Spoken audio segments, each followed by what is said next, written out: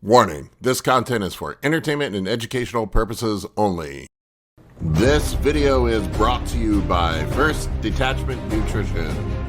Battle tested, expert formulated. Use discount code AB10 at checkout for 10% off.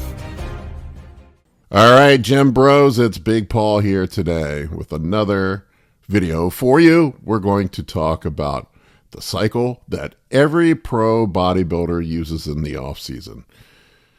Everybody loves the pro bodybuilder cycle talk, and I have talked to quite a few pros over the last couple years, and I've talked to a lot of top level bodybuilders, and it's funny how they all seem to settle in on pretty much the same cycle, and we're going to talk about that in just 1 second.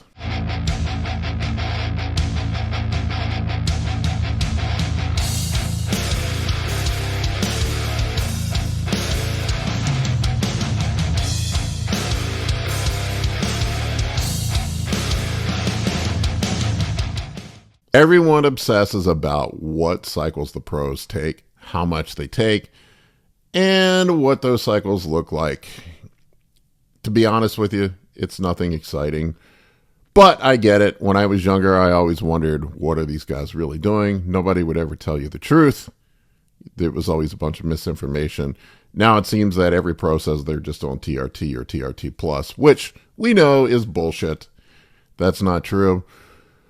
There are some guys that run lower doses, but my guess is that a lot of these dudes were blasting higher doses of gear to get to a certain point and then pulled back.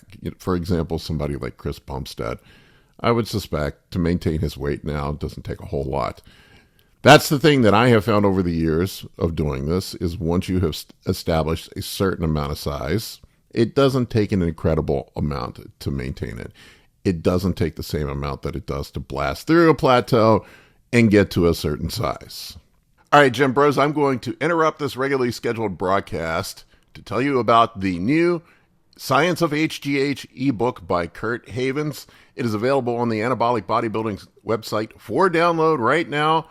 There is a link in the video description below for the ebook if you want to pick it up. It is probably the most comprehensive ebook about performance enhancement use with HGH, over 100 pages of information with references, and it's awesome. Go check it out.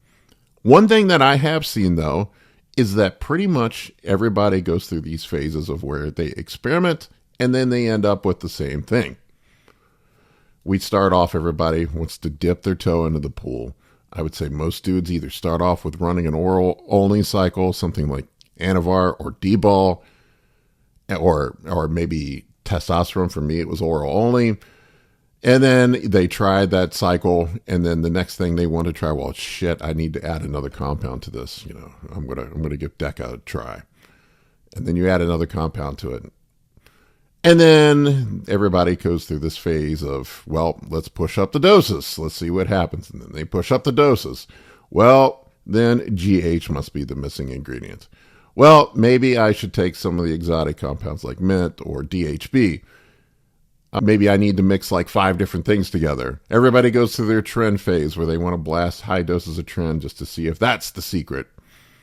But what guys end up doing is they figure out down the road that there's certain compounds that work the best and cause the least amount of side effects and allow you to push the doses up high enough to make progress.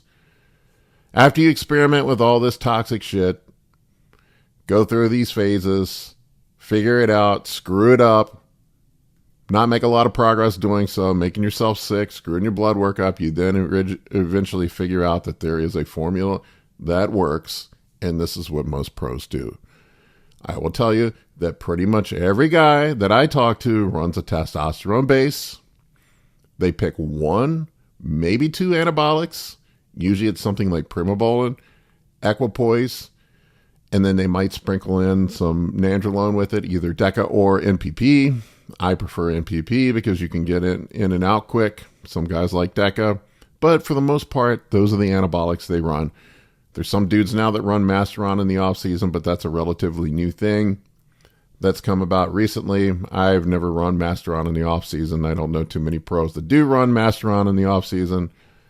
It seems to be the self-proclaimed gurus and, safer protocol people that are saying that Masteron's great for the off season. I've never found Masteron to be that great for putting on size. Just haven't. Maybe I'm wrong. Maybe I'm completely off base on this. There's no scientific information to back this up. It's just my bro experience that most guys end up taking equipoise or primobolan as their primary anabolic in the off season, and then they add a little bit of nandrolone with it. If you need to do a body comp cleanup, they might sprinkle a little tren in there once in a while.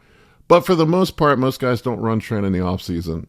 Everybody goes through the phase 2 where they run a ton of orals, and then they realize that orals just make them sick as fuck. You feel like shit. You can't eat. And you get to a point where you get really bad acid reflux, and you figure out, well, running a bunch of Anadrol in the off season probably isn't the best for my progress if I can't eat. Guys eventually give up on that. And what usually they settle in is the sticking with injectables in the off season. And then you'll toss in some growth hormone and insulin. The formula that most pro bodybuilders and advanced level amateur competitors settle in on is test base, probably equipoise, or primobolan is their primary anabolic. Maybe nandrolone or MPP is a third option. And then they'll run HGH and insulin. And usually with HGH, I used to be a guy that thought that people didn't run high doses of HGH, but I have come full circle on that, having run higher doses of HGH myself. One pro I talked to and another pro coach that I talked to and several people I've talked to said the rule of thumb with HGH is you run as much as you can afford and tolerate. If you get to the point where you can't feel your hands, you got to back off a little bit. But the rule of thumb is as much as you can afford and tolerate. And that's what pros do in the off season. Typically, they save the harsher stuff for contest prep. That's when you throw the kitchen sink at it. That's when things get nutty, is on contest prep. And you limit that window of running toxic compounds to a very limited period of the year. And I even know pros that don't even get that toxic with stuff on contest prep. I hate talking doses because there's always the guys that'll say, well, that's too high. People are crazy running it that high. And then there's the group of people that say, well, that's too low. I know dudes that are running fucking 20 grams. There are outliers on both ends, I will tell you that. There are extremes on both ends. But what I have seen and what I've heard from people and what I've experienced for myself, what has worked well for me, is you push the test up as high as you can tolerate. Most of the time, that's somewhere between 1 gram and 1,500 milligrams per week. That's where guys tap out and the side effects start piling up. You get the test flu, and then you add in your anabolic on top of that, somewhere between 70 to 80% of whatever your test dose is. Usually what I see guys doing in the off season is something like 1 gram to 1.5 grams of testosterone, and then something like 800 to 1,200 milligrams of their primary anabolic. And if they are going to throw some nandrolone in on top of it, it's a very small dose. It's a sprinkle of it. Something like 300 milligrams or something is what I've seen dudes do.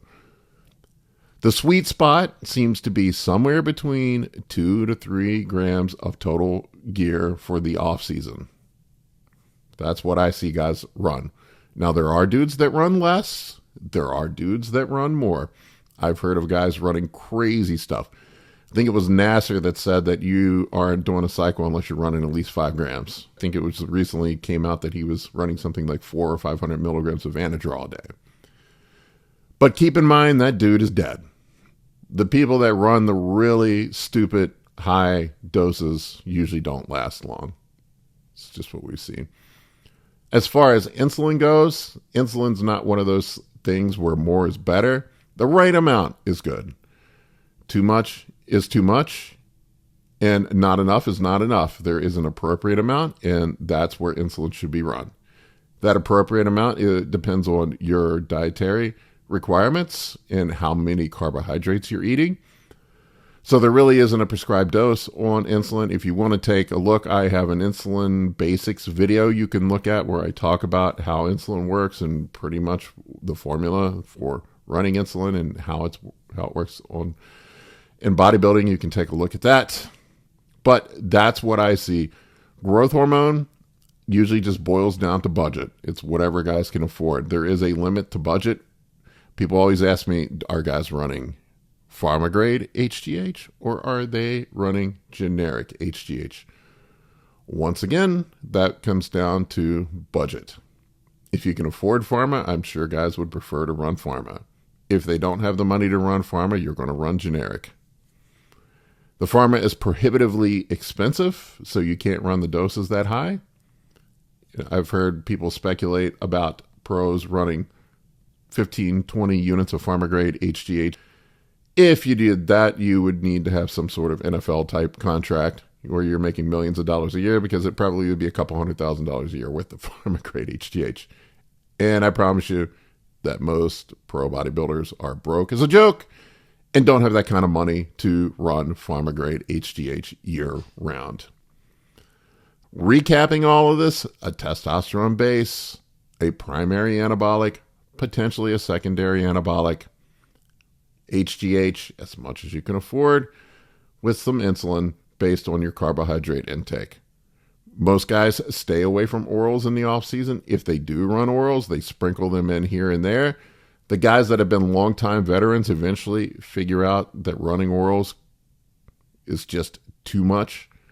It crushes their appetite, destroys their stomach, makes their blood pressure go through the roof. Basically, orals, when you look at orals, all of the bad side effects for steroids mostly come from orals. So why would you want to push orals up high when you can just run a little bit more of injectables and probably be way safer? And eventually most people come to that conclusion on their own, but they do have to go through the stupid bro phase where they experiment and try everything. I'm guilty. I've done it myself. I'm not the one to cast the first stone in the glass house. I've done it myself. I've been that idiot. I did tons of orals when I was younger, and I don't do them now. All right, folks, that's all I've got for you on this one. Hopefully you found this helpful. If you want to support me, please support my sponsor, First Detachment Nutrition. Quality supplements formulated by the man himself, Justin Harris, for bodybuilders. Discount code is AB10. Use that for 10% at checkout. Discount code and link is in my video description below. Also, go pick up Kurt Haven's new HGH ebook. It's on sale on my website, anabolicbodybuilding.com. I'll have a link to it below. It is 100 pages of awesomeness about HGH, probably the most comprehensive book on HGH ever written for performance enhancement. Thank you, folks, for watching. I appreciate each and every one of you. For coaching or consultations, head over to www.anabolicbodybuilding.com to book your spot today. I can help you with optimizing hormones, fat loss, muscle gain, physique, athletic performance, nutrition, and health. For more information, shoot me an email at bigp3rd@gmail.com.